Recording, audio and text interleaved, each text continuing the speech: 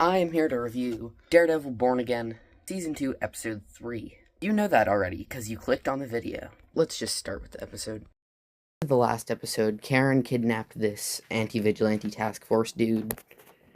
Aaron, they're in the Punisher's hideout for some reason. When he was unmasked and you said, "Who the hell is that?"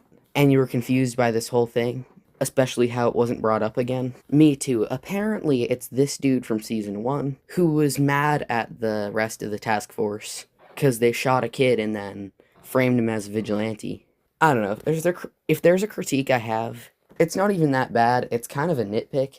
These shows are definitely not made, like the seasons are definitely not made to be watched like a year after each other. Because then there's so many things like, who's he? Whatever happened to that guy? Who's she? Who's that guy? Who's that? Something I found interesting is that Karen wants to kill Fisk. And as some other people have pointed out, it's a direct opposite of Season 3, where Matt wanted to kill Fisk, and Karen was trying to convince him not to. But now Karen wants to kill Fisk, and Matt is trying to convince her not to. Something else that is definitely growing into more of a tease. Heather Glenn is, I think, gonna become the Muse, the new Muse. If you, like me, don't remember that at first, basically Muse was the serial killer who used dead bodies to create like murals and stuff. He went after Heather Glenn. I think she's a psychologist, and he was carving her up pretty bad. But then Daredevil saved her. But now she sees visions of Muse and has the Muse mask for some reason, which is definitely telling us, well, not definitely, but might be telling us, maybe like at the end of the season, she's gonna snap, put on the Muse mask, and probably lead us into Season 3. That would be my guess.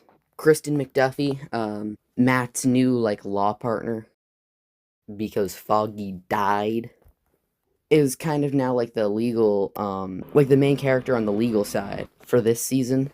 She was super forgettable, so I'm glad they're giving her a little more to do. And she will be defending Swordsman, who is taken by the anti-vigilante task force, and she's taken to this building. She picks up on some, like, noise things, because she's blindfolded. She meets him in there. I'm actually glad that we're seeing this character more, because, like, he's like a D-tier character. Like, really, tell me you've heard of him before, like, 2021. He was in Hawkeye, but you'd be forgiven for forgetting that, and confused when he showed up in Daredevil Born Again Season 1. But he's arrested by the anti-vigilante task force. He's the stepfather of Kate Bishop. You know, it is kind of strange that she didn't appear in this. She's never addressed, never arrested by the anti-vigilante task force. But then again, I'm not too mad about that. I don't like this character. You gotta wonder what's happening, like, with the new Avengers or Spider-Man. I could go on and on. But yeah, he's a pretty cool character. This is a room where a bunch of the vigilantes are being held. Notice it's different from what we saw at the end of Season 1, so I'm thinking there's a lot more somewhere else. Of course, the trial is rigged. And then he delivers the absolute baller line of, "For the entertainment of the masses," shown in all its ugly glory by the man whose hands hold the scales. Angela Del Toro is now fully the White Tiger. And then we get this absolutely, well, first he talks to Kristen McDuffie about what she heard in the place where all the vigilantes are. Now we can talk about this amazing oneer. Wow. Just wow. Just Daredevil handed Jack the like the rebar to use as swords.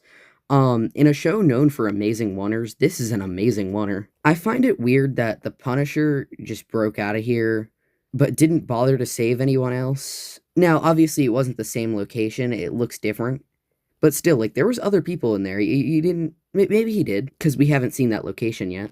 And now we'll talk about the ending. He calls his right-hand man, and they decide to blow up the Northern Star to destroy the evidence of him running guns. But bro, the night crew was on there, and he just killed all of them. What is Matt even gonna do?